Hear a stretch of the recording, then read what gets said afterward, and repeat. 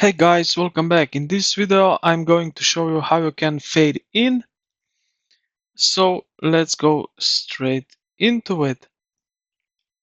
Now let's go here to the track and then trim in.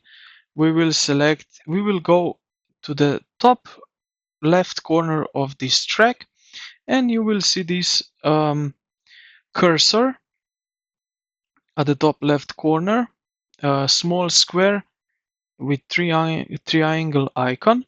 So if you click those and drag it to the right, you will see now that we are basically trimming this line, you will see, and with that function we can trim the track clip like that. Now also we have function fade out, so we go here to the top right corner of the track, drag it to the left, and it's the same function as fade in.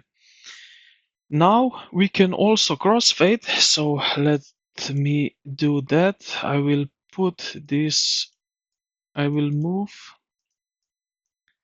this just like that, and now I can crossfade them with that function right here. It's the same as before, and we can set up the crossfade. So I hope this video helped you out. If it did, consider to like the video and subscribe to the channel. Thank you for watching, and I will see you in the next